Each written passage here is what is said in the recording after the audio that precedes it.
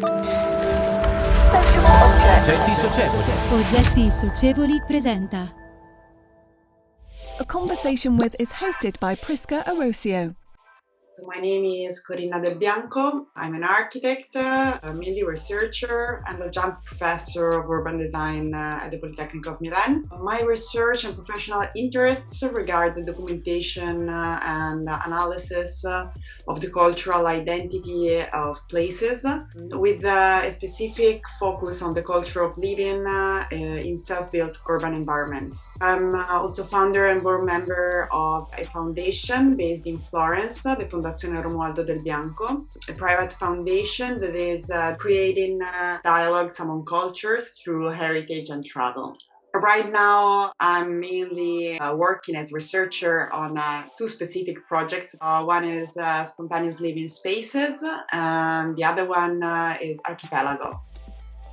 I saw your project, Spontaneous Living Spaces. I was interested in this specific project because you reflect upon the value of living. Talking about that, you do have in your book quite a large analysis of the urban scale and also the house typology, but also you do go into a description of what's inside of these homes. I would like to ask you how the value of living is reflected within these spaces and also within the objects that these people have in their home.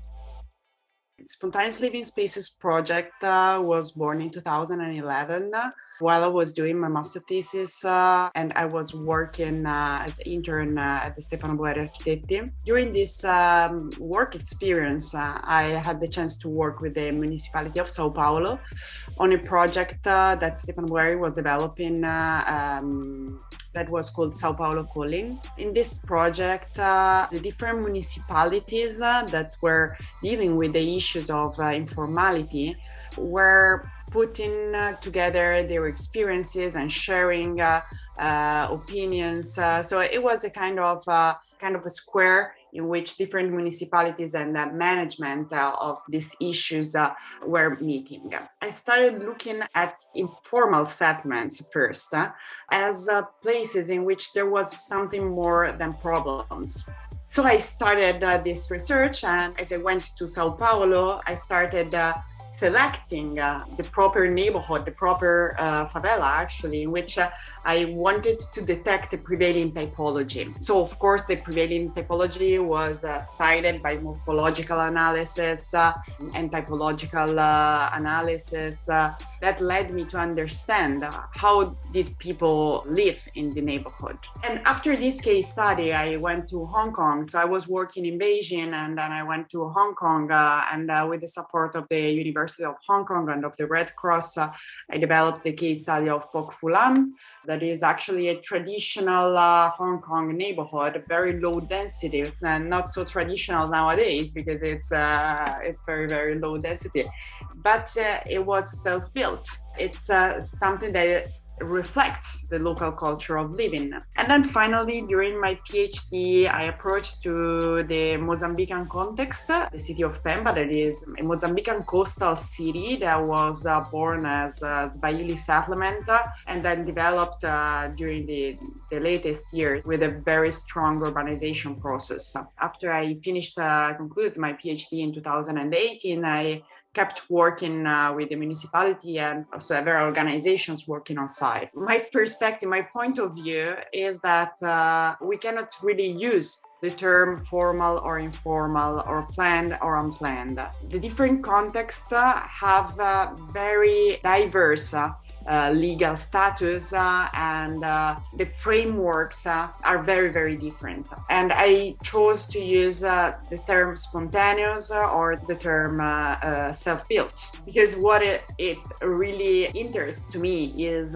not their legal framework, but the culture of living. Then I conceived the house as mainly a cultural phenomenon that is resulting from a range of socio-cultural factors, and of course also economical ones. But maybe the socio-cultural factors are those that really interest me.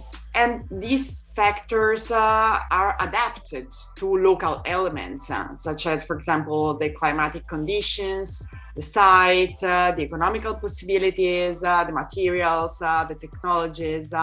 With the Spontaneous Living Spaces project, I consider that the forms of living are kind of cultural expressions.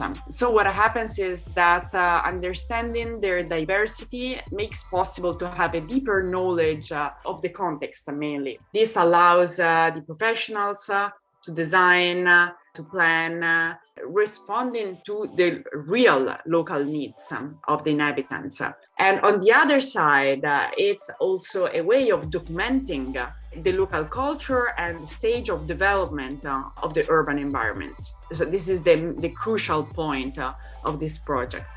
I want to create something like a transversal knowledge, an atlas of the cultures of living of the world through a cultural mapping, like the UNESCO one or the historic urban landscape approach, that allow the evolution of the local context, in the sense that the local context being treated as valuable gets an awareness of its own value. So getting this awareness, it's possible to develop new forms of living, so to evolve the local form of living in a better one, but from the roots of what is already existing.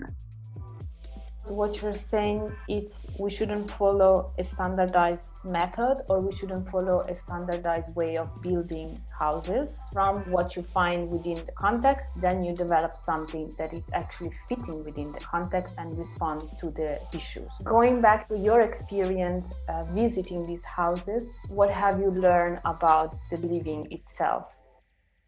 The 3 case studies that I developed are belonging to the same climatic area, tropical cities at least, and they should be kind of dealing with the same issues, but actually they are not. The diversity of the resulting houses is incredible. It's mainly because of the needs of the families, the cultural needs of the families. So for example, in Mozambique, I reported and surveyed, in the book you find something like 50 houses, but actually I went in something like more than the double. I interviewed people and I stayed in their houses. So I was offered a chair, or I was offered a coffee, or the concept of house is very, very different there from what we have in mind from the European point of view. So it's sort of an open air space, the house. Sometimes has covered spaces. You never have a place that is fully closed as we have in our apartments. So you close the windows, you have walls.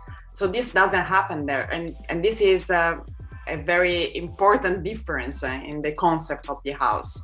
Then, for example, if you take Sao Paulo, it's completely different. It's very common to find bricks and concrete structure houses. They are much more close to what we have in mind as a house, so sort of apartments with windows, doors, sometimes a locker closing the door. So there's also the concept of privacy that is pretty similar to ours. While in Pok Fulam in Hong Kong was completely another story. So the street was part of the house. So there was not really a perception of private and public space as we have. Within the street, you were performing very private things. So for example, you were washing your teeth, or you were washing your head, or leaving your shoes there. So first of all, the thing that I learned is that we cannot absolutely give for granted that you would find something.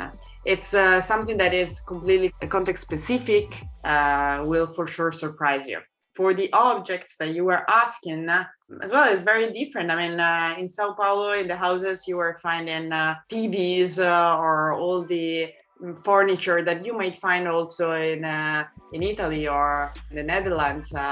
While in Mozambique, you find mainly a small oven working with charcoal, sometimes a chair. Sometimes you find water buckets to collect water from the pit and bring it to the house. You find capulanas.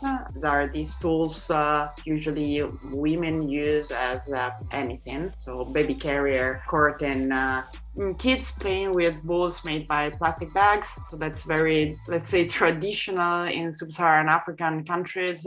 So you find this type of things. So something very, very simple. So did you also visit some more of the new construction, or you only went to see the self-made houses when you were in this location? I had the chance to see a wide range of spaces, from the commercial to the upper class to the lower classes. Do you think people were showing you maybe more of the object of their homes if they were going to live in a new apartment that it was already pre-made? Yeah, the aspirations, the people's aspiration in all the contexts actually look at the, let's say, Western, Northern, rich standard.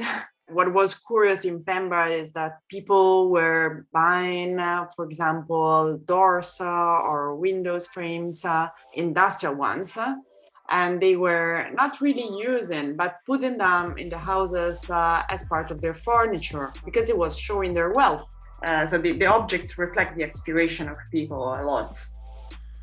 I would like to talk a little bit about the lockdown and how do you think this will change the way that we will do houses, and also from us changing, maybe it will also change what they are doing in development countries. You think we will also a bit change the way we are living because of this lockdown experience?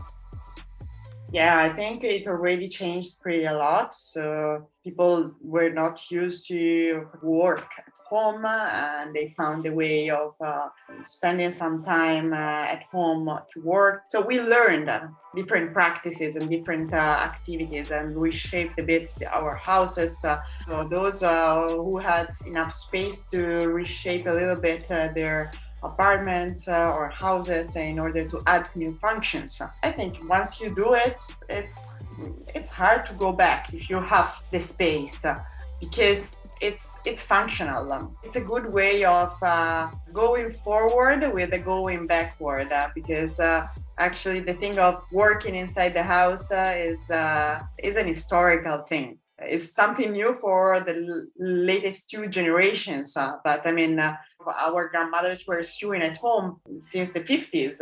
Other activities, other works were carried out at home in the private spaces. How you were living your house before and how this has changed during the lockdown experience? I was never at home before. My life was mainly in airports or train stations. With the lockdown, I had the chance to leave my house, and it was very good because I just finished the works of renovation of the house just at the beginning of 2020. So it was the chance to actually really take advantage of the works that I did. I already planned of having a place where to work, so it didn't really change so much. The only thing that changed is that I was in the house. How did you value your objects before, and how this has changed during your lockdown experience? Well, it didn't really change so much. The use of places, spaces, objects was much more intense.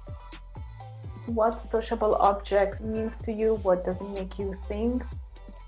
Well, the thing that makes me think, objects that create an interaction between people. So I always have in mind a book that is Life Between Buildings of Jan Gehl. I always remember this thing that he says, that an activity brings other activities. So if you put a chessboard, for example, along the street, people will stop and will start playing. Other people will stop by and we'll look at people playing chess. So an activity brings other activities, encounters and meetings and so on. So with the term sociable, I have in mind this. So objects that are able to generate an interaction, to start a process of connection among people.